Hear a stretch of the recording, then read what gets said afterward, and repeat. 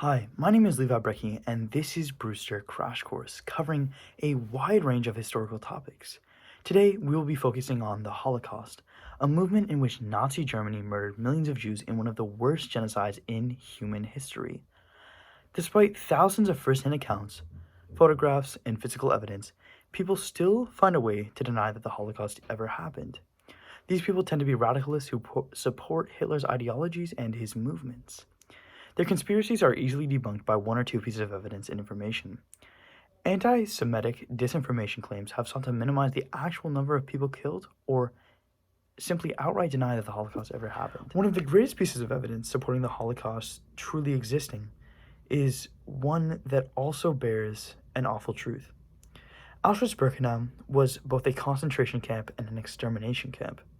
The central complex consisted of Auschwitz I, or the main camp, Auschwitz II, or Birkenau, and Auschwitz III, or Buna.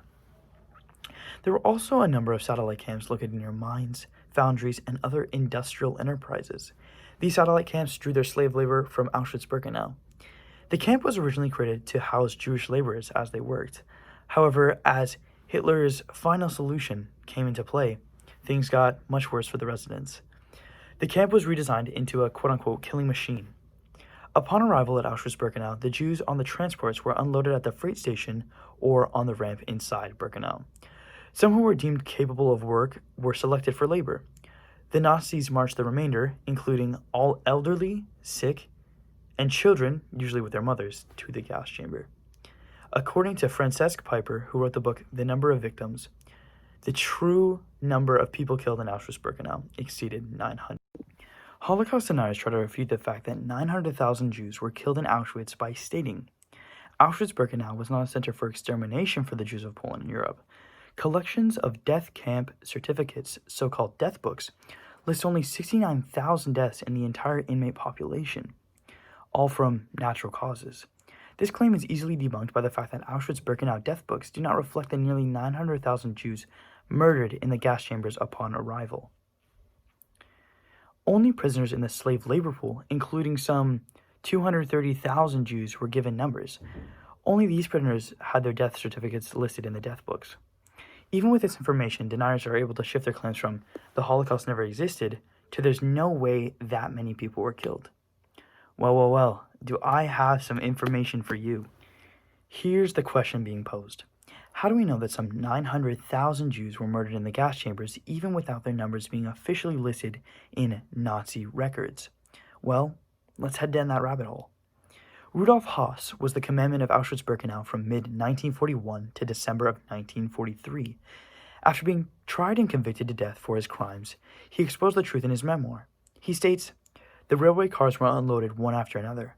After depositing their baggage, the Jews had to individually pass them in front of an SS doctor, who decided on their physical fitness as they marched past him. Those who were considered able-bodied were immediately escorted into the camp into small groups. Jews selected for gassing, however, were taken as quietly as possible into the crematories. Only those selected for labor were given numbers. Jews sent to the gas chambers, however, were not.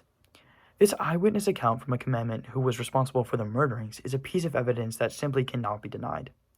When asked if the Holocaust truly happened or not, the series of confessions, physical evidence in Auschwitz, and outside sources from professionals deem this conspiracy theory as invalid and outlandish. The second piece of evidence we'll be exploring comes from the trials at Nuremberg. After World War II, leading officials of the Nazi regime were tried before the International Military Tribunal, or the IMT for short, in the Palace of Justice in Nuremberg, before judges from Great Britain, the Soviet Union, France, and the United States. The IMT tried 22 Germans as major war criminals on charges of conspiracy, crimes against peace, war crimes, and crimes against humanity. The Nuremberg trials did more than just try the Nazi officials, but helped to uncover the horrific crimes of the Holocaust. The American prosecutors at Nuremberg decided the best evidence against Nazi war criminals was the own record left by Nazi German state itself. They wanted to convict Nazi war criminals with their own words. While the Germans destroyed some of the historical records at the end of the war, and some German records were destroyed during the Allied bombing of German cities, Allied prosecutors submitted some 3,000 tons of records at the Nuremberg trial. Any counterargument at this point made by a Holocaust denier is futile based on the sheer amount of evidence found that rightfully convicts the Nazi felons of their crimes during the Holocaust. For example, one of the most crucial documents submitted as evidence at Nuremberg was the Wannsee Conference Protocol. It compromises the carefully revised minutes of the Wannsee Conference on January 20th of 1942, chaired by Reinhard Heydrich, at which he outlined the expansion of Nazi mass murder to encompass 11 million Jews in Europe. The protocol was compiled and heavily edited by Adolf Eichmann from notes taken during the meeting. It not only identifies the participants at the conference, but also their agreement to collaborate on a continental scale in the final solution to the Jewish question. In other words, a mass murder. After reviewing only a few pieces of evidence, it's beyond a doubt that the Holocaust took place. During the trials of Nuremberg, the IMT's findings and the fact that perpetrators themselves admitted that the final solution took place is an irrefutable evidence of the Holocaust. To deny the Holocaust, you have to deny simple facts, and to deny simple facts, you have to be biased towards the Nazi regime. Most people who deny the Holocaust are in fact neo-Nazis and anti-Semitics who support Hitler and his movements.